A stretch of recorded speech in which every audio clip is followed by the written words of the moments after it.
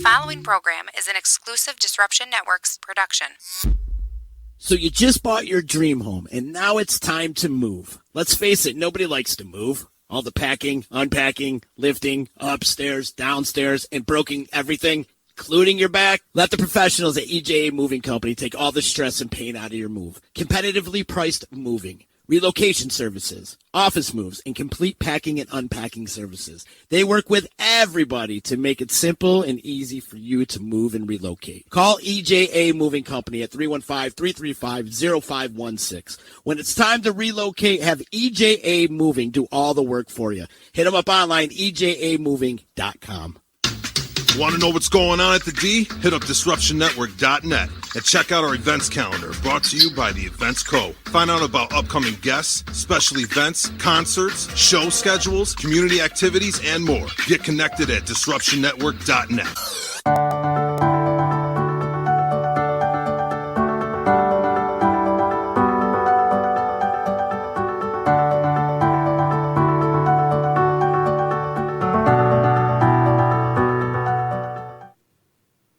Good evening, everyone. Thank you for joining me once again. This is Season 2, Episode 4.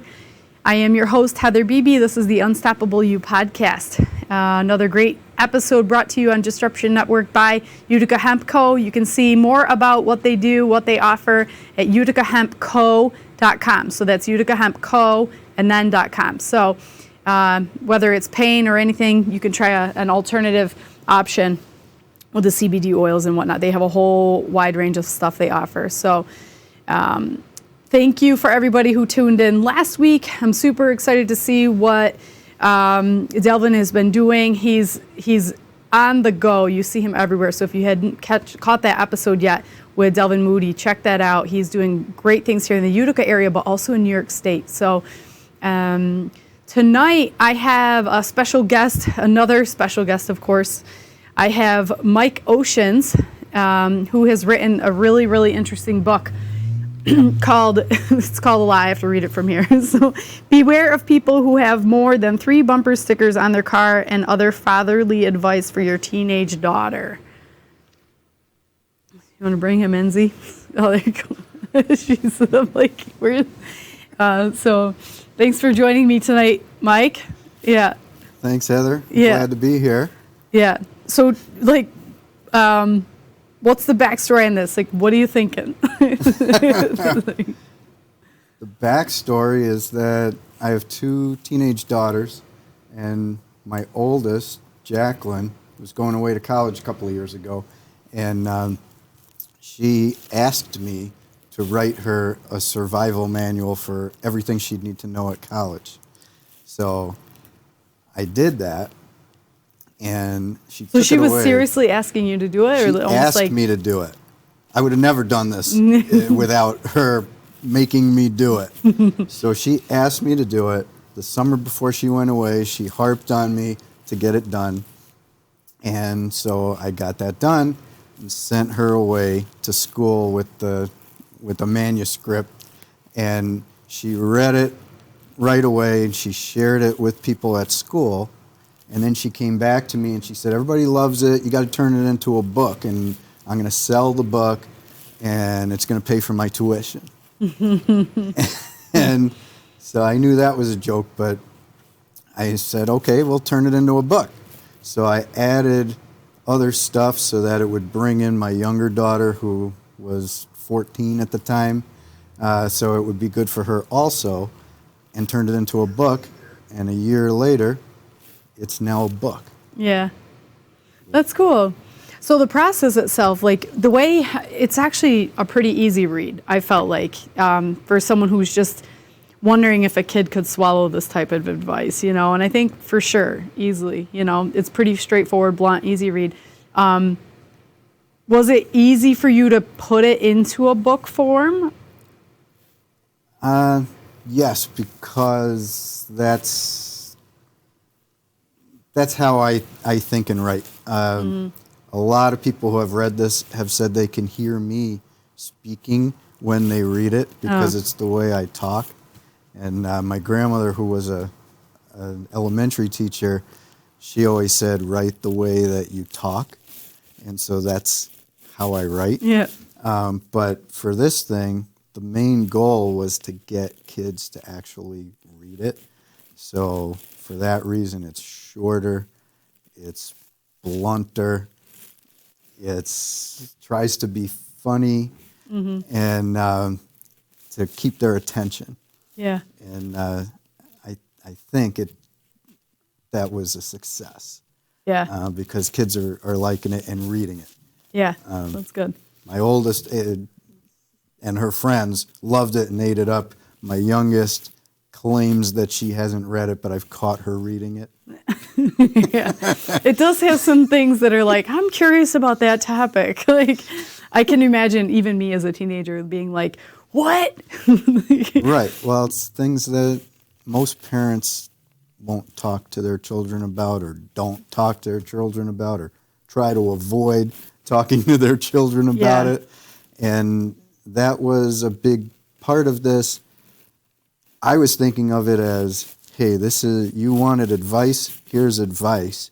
But a lot of people have told me that it's really a conversation starter, that it's a way to break the ice, and the kids will then come to you to talk about those issues. Yeah. And which is great, because most kids aren't going to talk to you. Yeah. Yeah. Yeah. And when we say kids, I'd say like 14, even depending on how mature your kid is and what their interests are at that point, and like like you talk about sex, like what kind of body changes they're going through, like they may benefit from hearing some of the things in this book, Right. depending on your child. But I would say, 13 and up.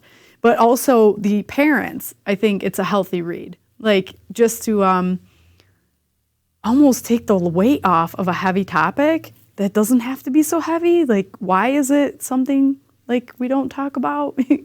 Right. Yeah. And you just don't. And I think that's especially true for fathers.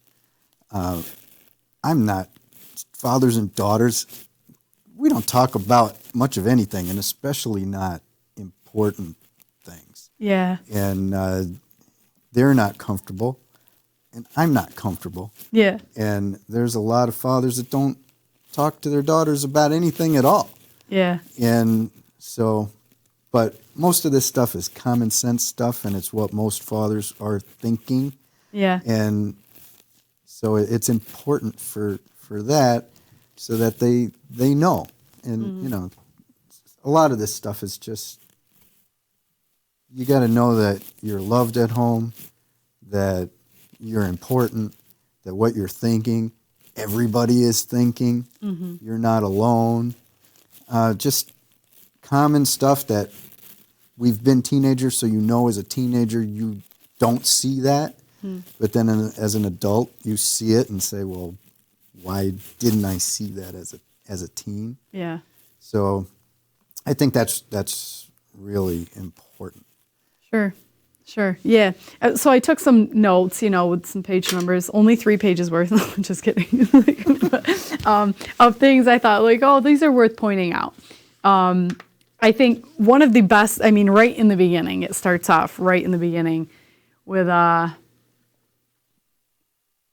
we've kind of just said it. On page 8, you say, parents, your teens will not listen to you, but maybe they will listen to me. And I feel like that, I think husbands do that too. Like, they don't listen to their wives, but they listen to someone else. But no, teens, I think they have this it's inherent rebellion against their parents.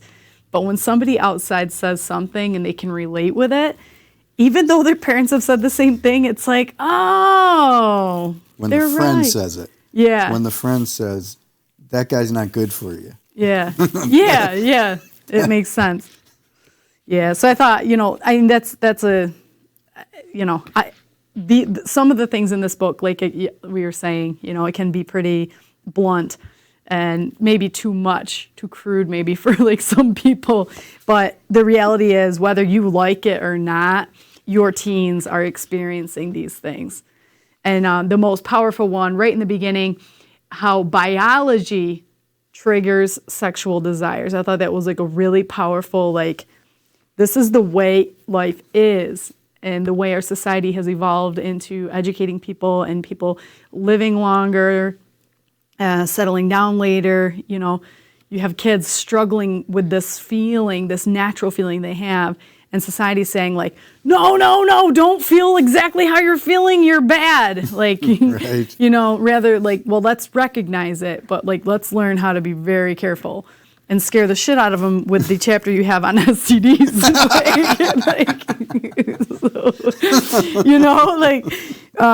Because the reality is that biology does that. Like, I don't care what religion you have at home. I don't care what you believe in at home. Like, that literally is going to happen to all of your kids. Right. Yeah. The curiosity is there naturally. They feel it.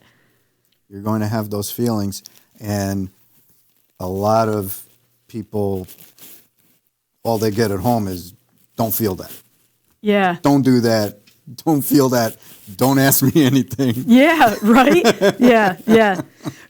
I remember in my own personal experience, my high school sweetheart's dad sat us down, scared the living daylights out of us. And, he was a teen parent, so he scared us by his own story. But, a lot of these things, I mean, even, you have sexual education at school, you learn about the body, you learn about whatever, but there's a lot of things that I think the reality of it and the after effects and how long-term these things can be, it's not talked about. And so the part on the sexual diseases, I think it's funny, not funny at all, but like, it's just like, whoa, oh my gosh, you said that, and that's something I think married people need to know too, because when you're married with somebody for so long, and then you go through a separation or divorce, and you're single again, that's definitely not on your radar ever. And then all of a sudden it's like, the rates are way up there. Yeah. It's good to be off the market. Yeah. Yeah, it's true. You talk about generations. My father always said that his father, when he asked him about sex, his father's response was, learn that on the street like everybody else. Yeah. That was all he was told. And so he didn't want to do that with me. So he went out of his way one day to ask me, did I know about sex? Did I want to know anything about sex? And so I told him, sure, tell me about sex. And he goes through the whole thing, and he says, so, did you learn anything? And I said, no, I already knew all that. I just wanted to see what you would say. Yeah. Yeah. And so he thought he was doing a good thing, but he was late. Yeah. I think that's too, especially now how we're so connected to the internet and things like that. There's everything you want to see out there is out there. And I remember a story, my daughter, she was probably like 5, so little. And she's watching videos on YouTube, something we should always know what they're doing, right? It was definitely a day that she was in the living room awake before everyone else. And I walk out there in the morning and she slams the computer shut. And I'm like, whoa. So you open it back up to see what the damage is, And she's watching a video of a lady giving birth. And I'm like, oh my God, this is bad. But she was truly interested, I think, in the medical world in general. She always said that. But I was just like, geez, what else can our kids be seeing that we don't know? Anything. Yeah. And one of the things in the book about the internet is that it's a great thing because it puts the world in your pocket, but it also puts the worst people in the world in your pocket.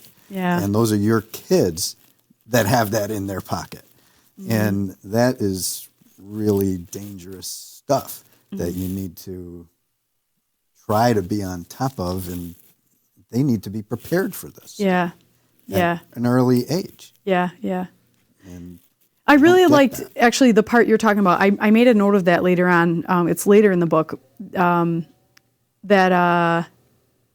being careful about what ends up online. I think that's, it's nice to remind the kids of that. But also, one thing I would add is so be the first one to not post something of your friends doing something stupid online. you know, like kind of one hand washes the other. Like I wouldn't want that picture of me online. So please, if you see a picture of me like that you took, don't put that picture of me online, you know. So to have more of a conscience about. You see that with adults. Yeah. Yes. I see that with myself. Yeah. Where you put something out there and it's embarrassing to someone else. And Yeah. you're thinking, ooh, I shouldn't have done that. Is that okay with them? And so what are kids thinking? Yeah. The kids aren't thinking. They're not thinking. Their whole life is public. Yeah. They don't have an experience of privacy. They're not used to that. Yeah. And I know I put it in that book, and I'm so glad that I'm not a kid today, because the things I did, I don't want follow me around for life. Yeah, for sure. And I don't know. I mean, these kids do it. I think part of the result is it's going to be like now, 20 years ago, you couldn't say you smoked pot and run for president. And now, if you didn't smoke pot and you're running for president, you're thinking, what's wrong with you? I think it's going to be the same kind of thing. If you don't have a naked picture out there in 20 years, they're going to think you were living under a rock. You're the minority, yeah.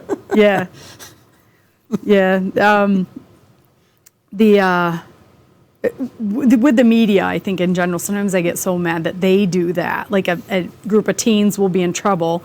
Something stupid, simple, stupid, not something dangerous like that really like killed people, you know, but something stupid like a car crash where something so stupid happened you can't even believe it's news. And they use, if you're 17 and over, they use the kids' names. Like that happened in our house, and I was so mad. I made a big stink with the media, because when you go and you Google someone's name a couple years from now and something comes up, it doesn't matter what it is. People are like, oh, what's this? Right. Oh, you had a car accident, like you don't pay attention. Like, you know, there's always something you can think about it. What's going to pop up? One of my kids, we were going through the internet thing, and she didn't believe me that anybody can find out everything about you in 5 minutes on the internet by doing a simple search. Yeah. And she's like, oh, no, these people, I don't know anything. And I said, okay, let's look up your name. And within a minute, and like, I know where you live. I know where you go to school. I know everybody in your family. And she was shocked. Yeah. Like, and I would think, how could you not know that? Yeah, for sure. But they don't know that until you smack them in the face with it. Yeah. Yeah, true. That's true. So, well, moving on to the next. Oh, no. Yeah, no, just kidding. No, I mean, this is right close to the topic that just came up, you know. And again, I feel like the heaviest part of this book is right in the beginning. So you, like, literally get hit in the face with this book. When you open it up, you're like, damn, he said that. So one of the things was on page 10, that how girls get pregnant and boys don't. So unfortunate reality that, you know, if you don't want to be stuck with that decision between raising a child before you're ready, placing a child up for adoption, or having an abortion, those are serious things you need to take into consideration, I guess. And you recognize how difficult those choices are. And then if you like it or not, the guy can choose whether or not to be involved. And you will not have that same choice, you know. I think that's powerful. I can say probably maybe that's a line some people will be offended by. And I think that they are living an unrealistic life if they are offended by that. Because as a mother of teenage girls, that's a reality. Right. Yeah. Yeah, I can see that. Yeah. Because, and it's a lot of what's in this book, there's a difference between the way we would like things to be. Yes. And the way things really are. Yeah. And some people like to live in the way they'd like things to be. But we need to be living in reality. Yeah. Especially our kids. Yeah. And they need facts. And they need getting hit in the face, because something as important as being pregnant, you don't want that to be a surprise. Yeah. Oh, for sure. For sure. I've been through it, actually. And it's horrible. It was very horrible. It was very difficult for me. And I was going to have an abortion. And relating with so you have like these pages with pregnancy, abortion, adoption, kind of talking about it. And you have gone through adoption. You kind of have that, twice. the other side of it. Yeah. So, these are very difficult processes that until you're in them, you don't get it. So I think being very real with girls on this is, until you're in a relationship with somebody you imagine spending time with, don't do that type of thing, or be super, super cautious about it, because the reality is that you may not want or like what happens, but it can happen and you still are left holding the bag. Right. You better know up front what you're looking at. Mm-hmm. I've had an interesting situation with one of my kids where a lot of teenagers and older, but mainly teenagers, I remember when I was a teen, where the girls are saying, if I get pregnant, I'll just have an abortion. Like it was nothing. Yeah. And my kids are adopted. You would think they would have a different view. Yeah. But they don't. Yeah. And so you're thinking, well, wait a minute. Your mother had a choice of aborting you and didn't. Does that affect you? Yeah. No, they don't think about that. Yeah, sure. I don't think anyone can say, I consider myself very pro-choice, but coming into that situation, I don't think I've ever had to weigh in on what that meant for me, truly. And my son's 4, and he's just a little pain in the ass now. So, but it truly is, but it's real. That's so real. And it's a responsibility that a mother expects or has to take on, even until the baby's born, and then whatever, you can be just as bad as a dad who doesn't show up, but in all reality, you will physically endure something that a man will never have to deal with or understand. And True. Yeah. And the same thing, just becoming a parent. I remember thinking about becoming a parent, and if nobody really tells you what it's like, you just think you know what it's like, and you're probably wrong. And I remember having a friend where they were having their first child, and he's like, oh, it's not going to change our life at all. And we're just sitting there thinking, you're crazy. And of course it's going to change your life. What I didn't realize until becoming a parent is how much it changes your life if you want to be a good parent. Yeah. And we don't prepare people for that either. Yeah. For sure. Yeah, on the flip side, for men, as far as pregnancy is concerned, like if you don't imagine giving in New York State 17% of your money, then you also better be very careful, because that is the reality. You got so many guys complaining they have to pay child support. Well, what were you thinking? You are also equally responsible. So even though the female is responsible in the beginning, that, okay, you don't want to be pregnant, whatever, but for the men, don't complain about it. You did that, and you knew better, and, so it can go both ways. But the reality is, okay, the female will endure this pregnancy, birthing process, whatever, but you're going to be coughing up 17%, so you better be just as ready. Right. But the guy may only have to pay. And I know from being a guy, you don't think about that. Yeah. Well, some do. Some, it's but unless you've seen it. Yeah, but it is. The reality is that it is like, here's my 17%. I'm out, and they don't have to do a damn thing, and that's true. That's true. Yeah. So, I had a client once who had 3 2-year-olds with 3 different mothers, and so he was being hit with child support 3 different times. 3 times 17%. Mm-hmm. So if it was all with the same mother, he'd be better off. 3 different mothers all at the same time, he's looking at 50%, half of his paycheck. Like, you did it. Yeah, and there's there's nothing to do about that. Yeah. Mercy. Yeah. 3 different women, though, it's not, none of my business book for that, but as far as the law, he had a good time in a short period of time, and he's regretting it. Yeah, that'd be funny. So another funny one I saw. Yeah, funny as in you kind of come back on this at the end, more in a in a way I would like to see the girls be told. So this was a part I was like, oh. First, let's go back for a second, because when I first had contact with you about the book, you're like, yeah, you read it, whatever. So I started reading it. I'm like, oh, it's great. Right in the beginning, it has that really powerful start with like the reality of sex and biology and all that. And now we're into the part where what guys hate. And so I'm like, oh, these are the parts he's talking about that I might not like, So this is really funny because we were talking right now before the show, and we were saying you just gotta, what do you say, love yourself, or I can't remember, but something along the lines is like when you have confidence in yourself, you're good. You'll see or whatever. So I was looking at one of these things. Let me see.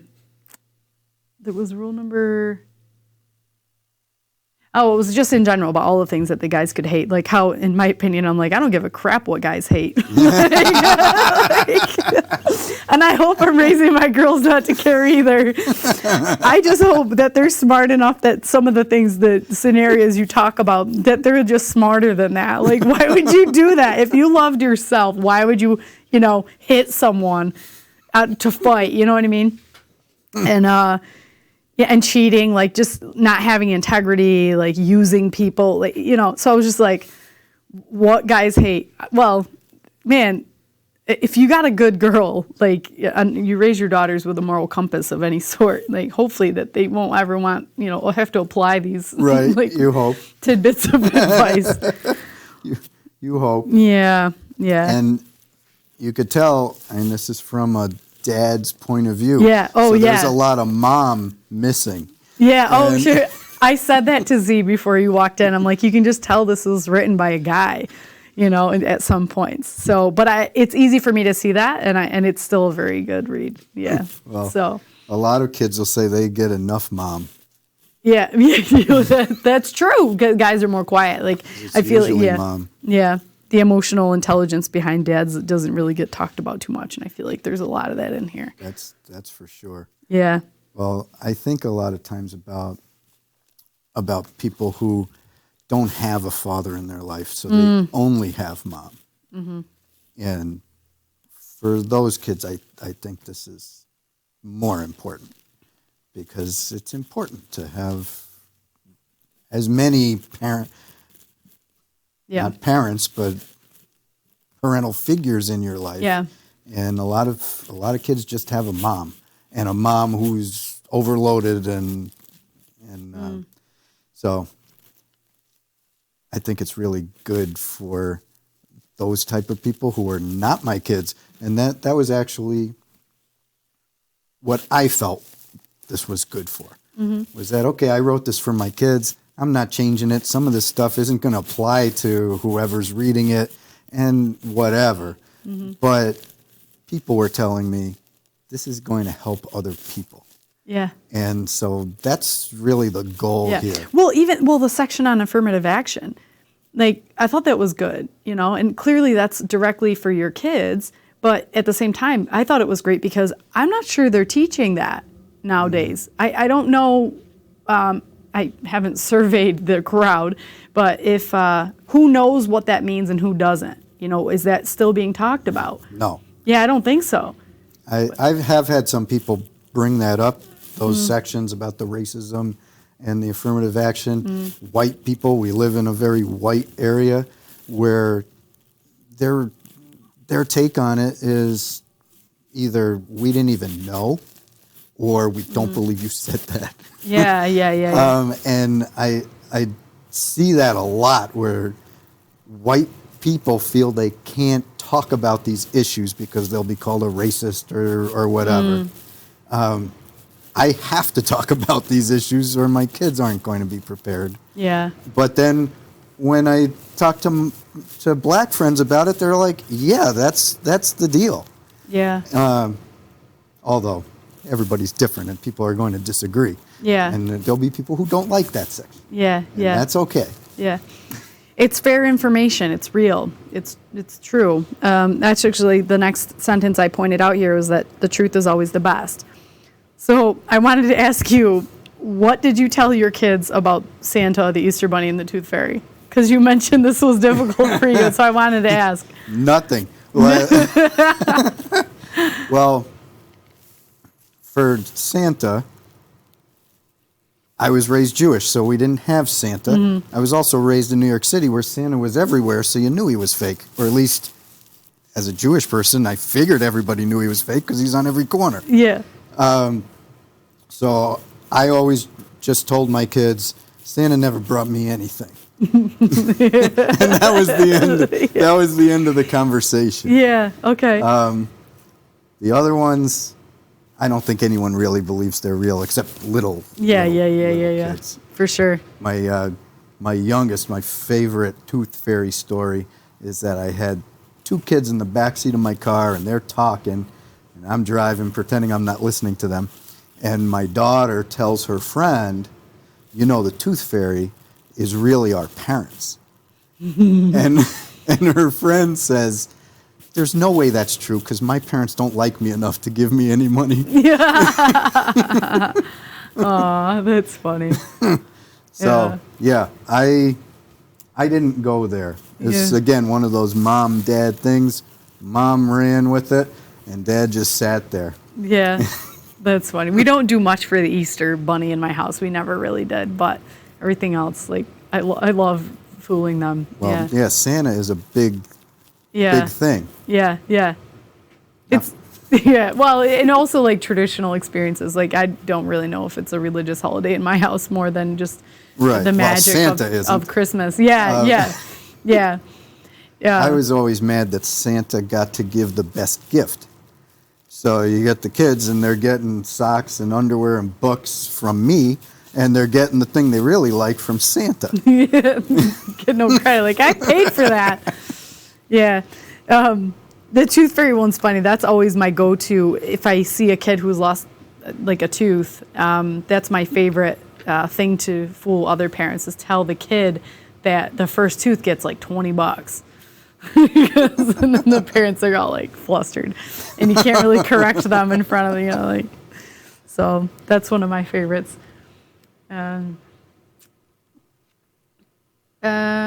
Okay, I liked it too. You said something about guys, in general. I think that's the scariest thing as a mother of teenage girls. One of the pieces about boys that you have in here was just always to be so strong enough to walk away if it gets really bad. I think that sums up all the definitions that you have in here. I think so. That you aren't relying on some guy. Mm-hmm. So you're not trapped in some bad situation because you feel like you don't have other options. Yeah. And I've seen it doing divorces all the time where you got the woman saying, "Well, I can't leave. He's making the money. I got nowhere to go." Yeah. You gotta have an escape route because you don't know. Yeah. You get yourself in a bad situation, and that could happen to anybody. Yeah. It's easy to judge, but it's another thing. When you're in it, you don't know what you're going to decide to do when you're in that situation. So I'm not going to tell people, oh, how could you stay in that relationship, whatever. I don't know your relationship. Yeah. Other than I know it ain't good. Yeah. Yeah, because you wouldn't be coming to me. Yeah.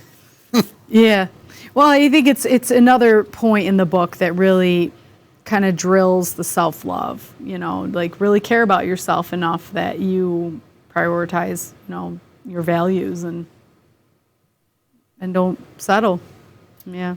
Yeah. You see that a lot. And so I kind of tried to drill that into their heads because, somebody that doesn't see their worth, telling them they have worth isn't going to do anything. Yeah.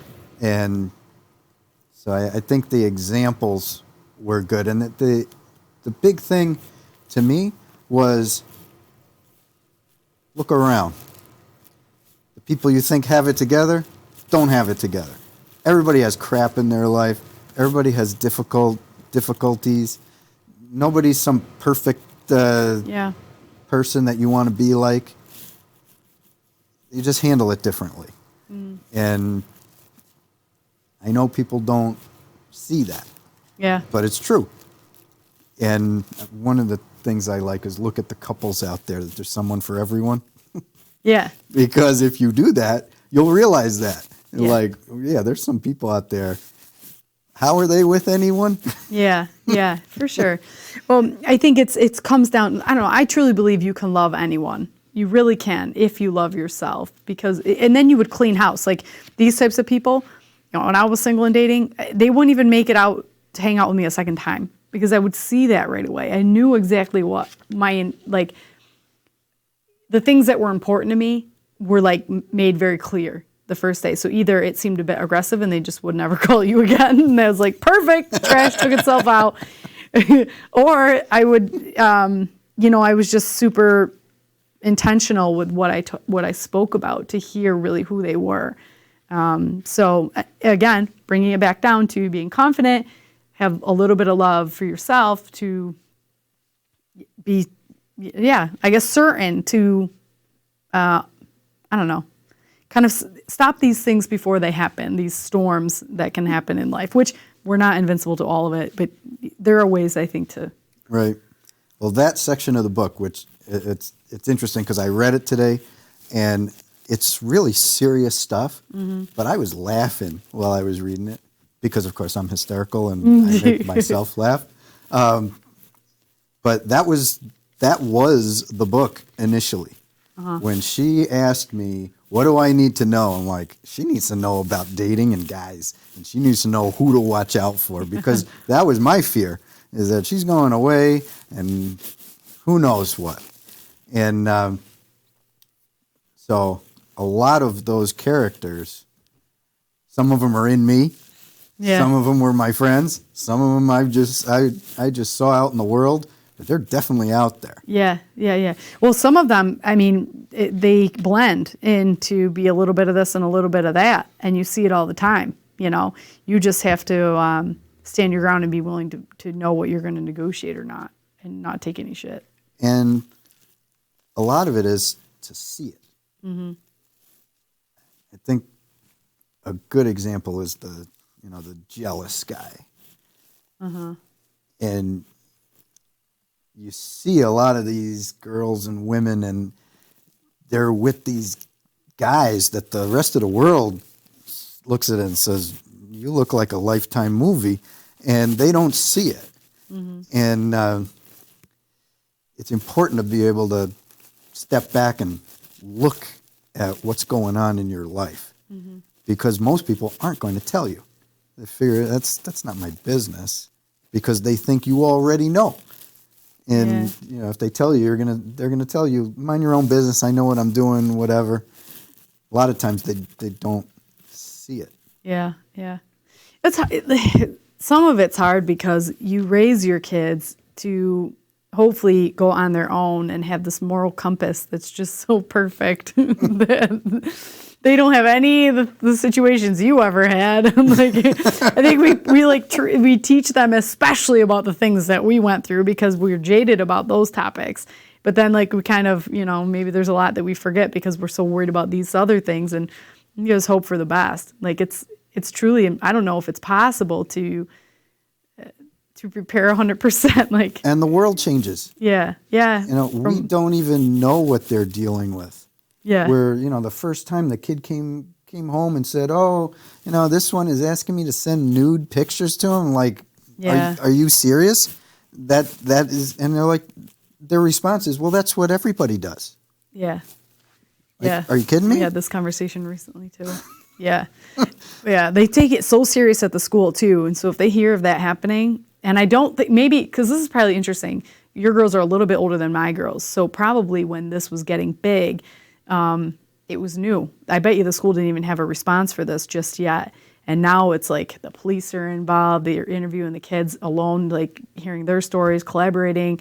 They take it so serious. And just recently, one of my girls was pulled into the principal's office to be asked about it. And so she was telling me, and I'm like, wow, and she's 13. This is my little one.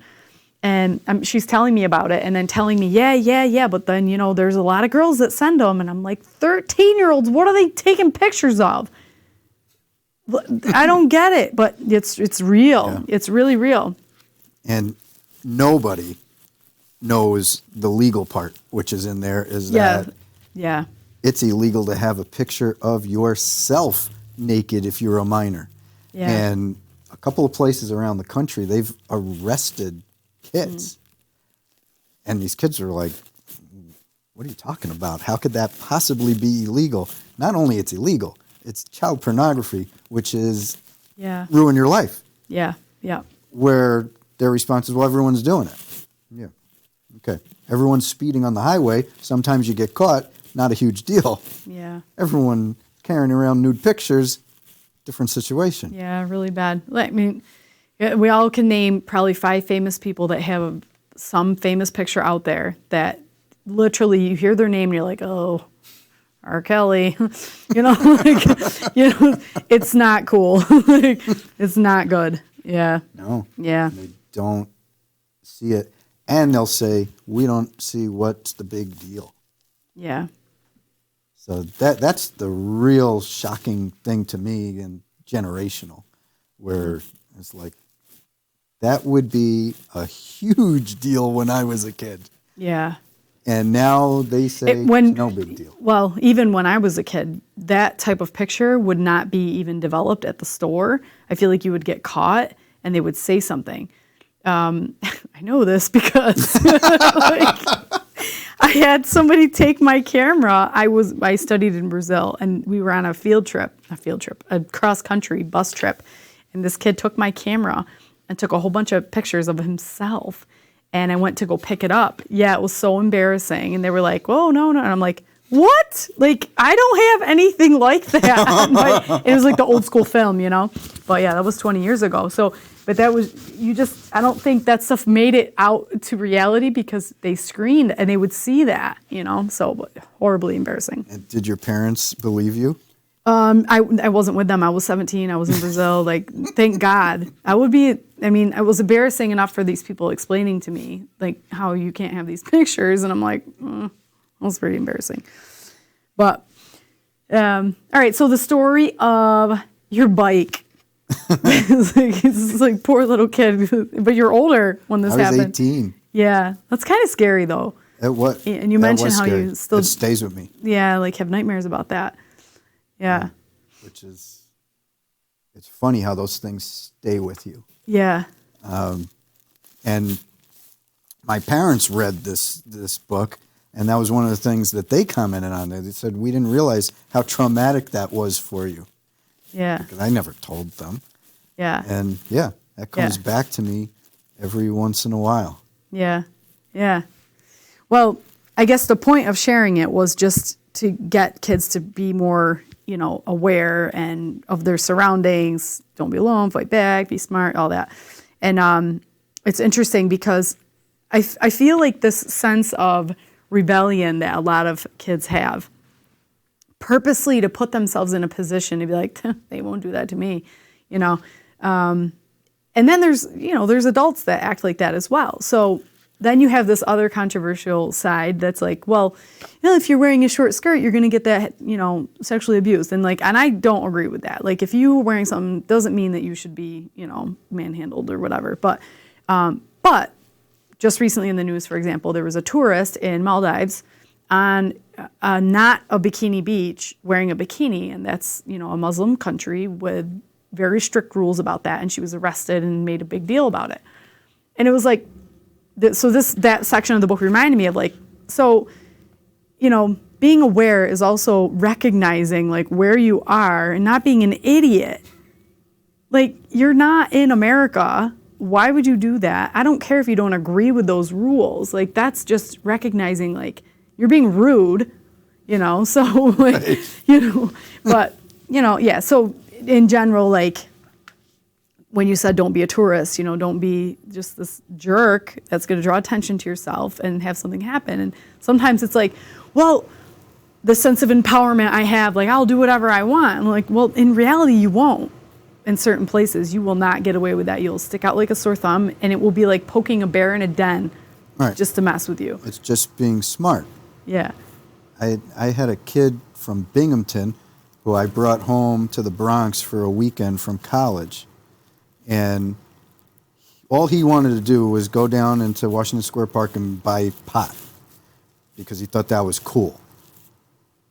So we went down to Washington Square Park. All you have to do is say, okay, and you bought pot. And he's down there and he's screaming that he wants to buy drugs. I'm like, are you a moron? Get away from me. You're on your own now. Yeah. Because I'm not going down with you. Yeah. And I'm not scared of the cops. I'm scared of all the guys selling the drugs. Yeah, you're throwing them under the bus. Yeah. Yeah. Yeah. And that is very true when you're out of your element. You don't have a reason to know, Yeah. but you can keep your eyes open and not be stupid. Yeah, for sure, for sure. Well, you also mentioned how you grew up in the city, in Bronx, and how your children grew up here in upstate New York, and what a different perspective that gives. And I think that's something powerful to recognize, because without being exposed to certain situations, I moved from Madison, New York, which is a really tiny, small town. I graduated with like 32 people, to Brazil. So I didn't really have much exposure to living in the city, and now I'm in a huge city where you don't walk outside alone at night. I wouldn't ever. And at night you don't stop at red lights. You kind of ease through them to make sure that the other cars have stopped, aren't coming through. But you don't ever stop at red lights. You slow down at the green ones. Like, there was a lot of different things that you really quickly had to learn just to fit in. Otherwise you really do stick out. To not be a target. Yeah. Yeah. And you can learn pretty quickly. Yeah. But I brought a lot of upstate people down into the city. Yeah. And they stick out. Yeah. And I found the best thing is to not tell them. Because when you don't tell them, then they're not nervous. You tell them, then they get all nervous. Yeah. Yeah. Yeah, I feel that way. Even going into Puerto Rico, I never feel unsafe there, but there's definitely areas that, Everywhere. Mm-hmm. Yeah, here in Utica, for sure. In all the cities upstate have slums in them. Mm-hmm. I used to live in the slums in Syracuse. All the times I've been all over upstate in all these cities, I've never felt like I was in danger, like I did when I was in the worst parts of New York City at night. It's totally different. Yeah. But the people up here don't see that. They won't go. They don't want to go downtown, or the people in Madison don't want to go to the big city of like Oneida. That's going to town. I feel like they call Utica the city. Like, we're coming into the city today. Right. Like, old friends be like, oh, you want to get lunch? We're coming down into the city today. And I'm like, what? Where are you going? That's one of the things I always got in Oswego. I went to Oswego, and when you lived in an outer borough of New York, Manhattan was the city. Mm-hmm. And so when I said the city in Oswego, they thought I was talking about Syracuse. And at that point, I was an urban snob, and I'm like, Syracuse isn't a city. Yeah. And but to them, that was the big city. Yeah. And it's all personal, your experience and what you're used to. And when I went away to Oswego the first year, we were having a conversation, and some girl she was from the suburbs of Rochester, so suburbs. And she was saying that she was a crime victim. So we were talking about being a crime victim. I said, how are you a crime victim?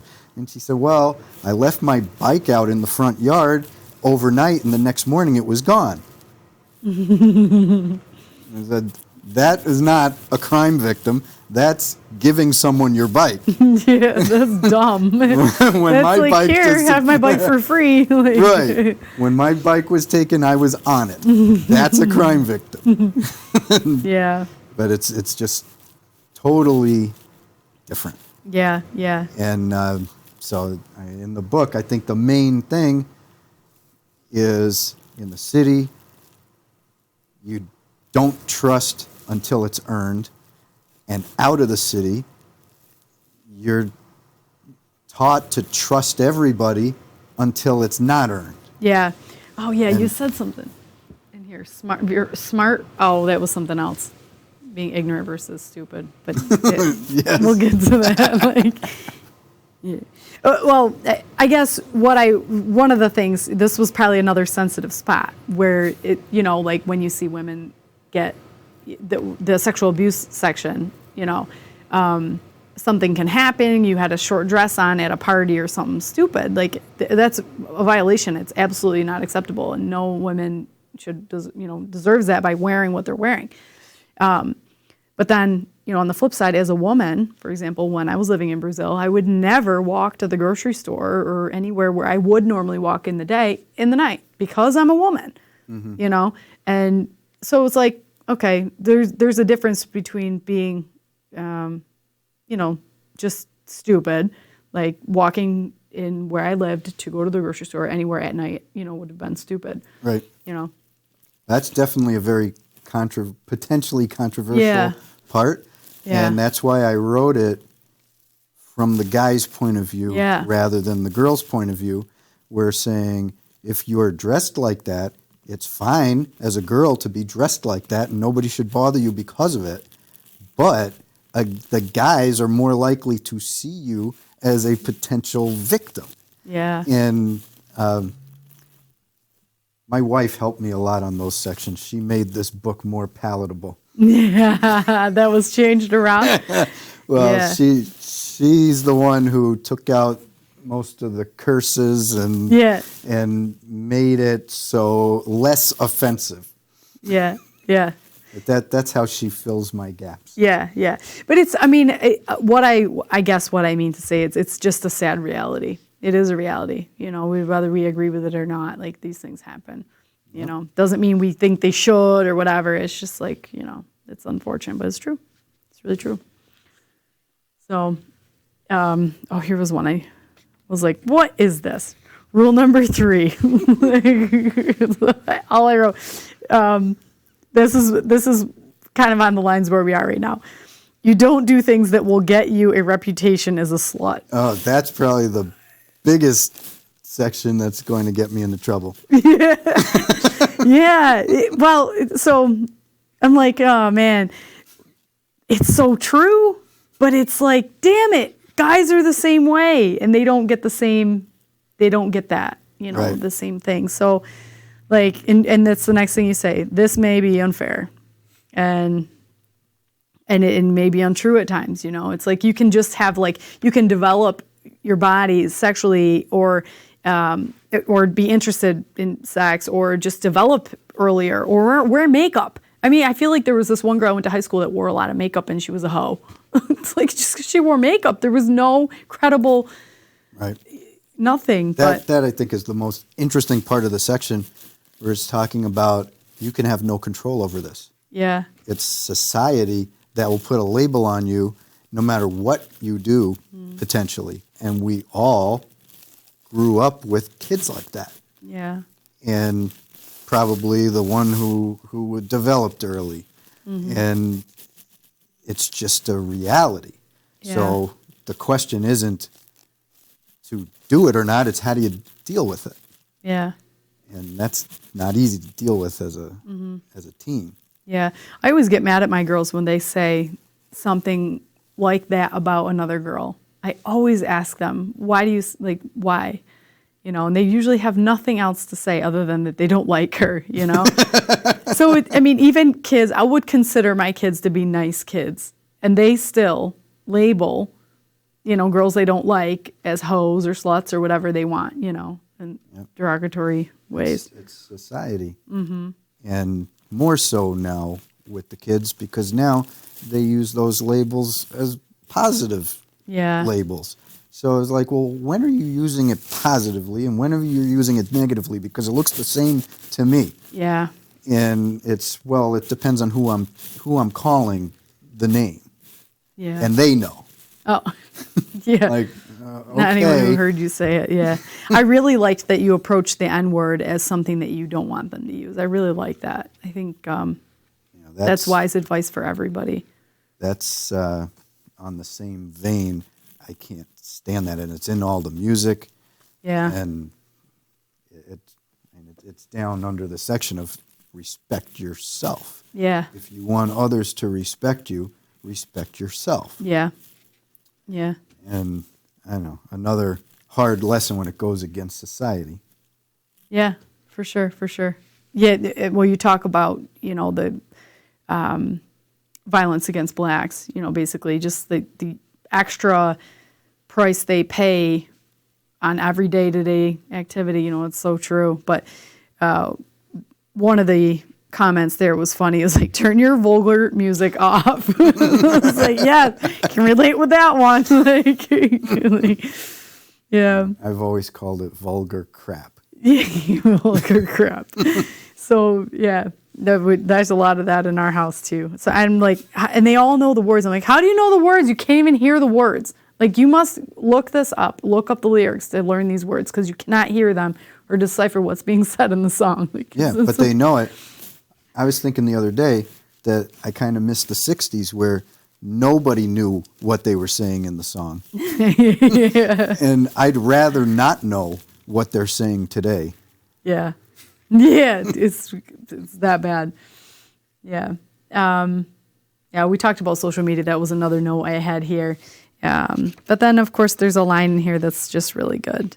And I preach this to my girls all the time. And along the lines with just being like, you're that awesome that no matter what you want to do, right? But that absolutely no one is out of your league. And I like that. I really like that. Because, yeah, and a lot of, like, I think foundation underneath all of this stuff, like from fathers, mothers, grandparents, the communities that these kids grow up in, like self-love is where it's at because it's a measuring device against any of that bullshit. If somebody wants to call you a slut, call me a slut. You know the truth, Right. Like, don't let it even get to you, So, like, but and then, just being super awesome and nothing is out of your league. No idea, no person, any of it. So I like that. Yeah. I remember that as being a kid myself and thinking like that. And then getting older and looking back and saying, everybody screwed up. Yeah. So, but you didn't know that. You were thinking it was just you. I'm going through this stuff. And you try to find one kid who's more screwed up than you so you can feel good about yourself. Yeah. Yeah, that's true. Well, I think high school is hard because they, anyone who struggles, they either like put them in a special class or, they get pulled out. So it's very obvious, like the kids who are a little bit more vulnerable as far as their studies and whatnot right away and easily, preyed upon, if they're not funny or if there's just not fitting in some other way, they're easily somebody who's just going to fall through the cracks as far as like social, so I don't know, to truly think that if that was you, that you're still. Well, the high school thing is strange to me because I didn't go to a normal high school. I went to Music and Art in New York City, which is the famed school where pretty much everybody was different. We were different in the same way. So we came from schools where a lot of people felt like they were outsiders, but they came together finding, like I said in the book, find people that share your interests, that are strange in the same way you're strange, because we're all strange. Mm-hmm. And the normal high school experience is just totally different and scary. Yeah. And it's all peer pressure, and it's not healthy. Yeah, for sure. Yeah, I think it's horrible, actually. Yeah, but when you have kids that are pulled out or treated differently, you immediately, like, they have a weak point, where the other kids who just happen to get by but are horrible at other things that aren't really looked at in high school, they're not really put up on the display of you have something quirky wrong with you, And in the end of the day, we all have that thing that we do or whatever, and I think being more compassionate with ourselves, we can see in other people. I just want to check, see if we have any questions. Do we have anything, Z? Okay. Oh, yeah, over there. So 3 girls yielding 3 kids. Karma is killer to one's paycheck at the very least, it seems. That's Dave Bandich. I don't know if you know him, but okay. And then teach about avenues of escape, like the YWCA and other options. Okay, so these are older questions. It's really hard for me to look at these during the conversation because I get distracted, but looks like those are from the beginning. I think that's a great idea, is always looking for an answer. Rather than looking at the problem and complaining about your problem, looking at where's the help? How do you make things better? That's what he's getting at with the sure. YWCA. Yeah, the possibilities versus the feeling victim. Yeah. And Frank Donato says, "Hi, Mike. Congratulations on the book." Hey, Frank. Thanks. Yeah. So, long time ago. Yeah. Oh, he's probably commenting on how long it took us to respond to the question. Well, I'm glad you stuck around long enough. Look at that. We kept you in. I actually wrote on a card, I wanted to shout out to all the places that are selling this book locally. Yes. There's K-Bagel in New Hartford, May's Salon of Beauty in Utica, Branningham Inn and Kovach's in Branningham, Oneida Commons Market in Oneida, Family Finds and Consignment Shop in Taberg. It's also available on Amazon. By email directly to me, Oshins Books, OSHINS Books @gmail. And I also have a Facebook page that's the title of the book. Beware of people with more than 3 bumper stickers. And one thing I think I should explain is the title. The point of the title, a lot of people that don't know anything about the book think it's a political book because there's a picture of a car with political stickers, and it's not a political book at all. The point of the title is don't listen to people out there that are trying to tell you how to think and to think for yourself, because it's a message of empowerment, mainly to girls, but I've had teenage boys reading it and parents sharing it with everybody. I've had older women saying that they could get help from it. I've had middle-aged women saying that every bad guy I described is someone they've gone out with. Yeah. I think I enjoyed it. It's a quick, easy read, and it's definitely something like you got to imagine who's writing it and really appreciate what it has in there because it's valid stuff. So, thank you for getting it out here. Well, thank you for the exposure. Yeah, for sure, absolutely. We're girls. We got so many girls. We have another girl on the way. Like, pretty much with everything in here, we're screwed over and over and over again. So, like, we're trying to, like, support, like, the treatment plan. Like, no, just kidding. Yeah, but, girls are a lot of fun. But it's true, there's a lot more to worry about, I feel like, with girls, for sure. That is for sure. Yeah. So, scary stuff. Yeah. Being a parent is scary. Mm-hmm. One thing I like to ask everyone that comes on, after this experience, kind of everything that you bring to the table from it, for your girls, whatever, what's one piece of advice that you have? For the kids? For whoever. For everybody? I think the biggest thing is a part of the book we didn't talk about, which was how do you define success? And I know that at least at this point in my life, I define success as happiness. If you're happy with yourself, you're good. Yeah. And as far as kids go, my main thing with my kids is as long as you are moving in a positive direction, even if it's slowly, you're good with me. If you're moving in a negative direction, we have a problem. But as long as you're trying and you're going in a positive direction, you're good. Yeah. Yeah, it's fair. Good. Well, again, thank you for coming on, for talking about the book. We're fans, and I know a couple of my high school girl friends who now have teen daughters like me have ordered it. So hopefully they tuned in tonight. So because they texted me saying that they got it on Amazon the other day. So anyhow, that will be all that we have tonight for you in regards to this book. Again, you can find it on all, if you can rewind a little bit and see all the places he has it available. Most importantly, directly with him, Ocean Books at, which is OSHINS books at gmail.com, and several local stores. It's beware of people who have more than 3 bumper stickers on their car and other fatherly advice for your teenage daughter. So again, great read for parents of teenagers in general. And even more if you have teenage boys too. There's some stuff in here that's not just towards girls. So thanks again. And Thank you. we will see you 2 weeks from tonight. The next episode, I'm going to have several female exotic dancers, which I'm super excited about. It might be controversial for some, but what I'm really interested in is hearing their side of the story. After the upset of the Super Bowl halftime show, I truly feel that there's some misunderstandings on what dance is. And we will see what they have to say. I'm super excited about that. So we'll see you in 2 weeks right here on the Unstoppable You podcast with me, your host, Heather Beebe, where we have unstoppable people, unstoppable stories, unstoppable you right here on the D.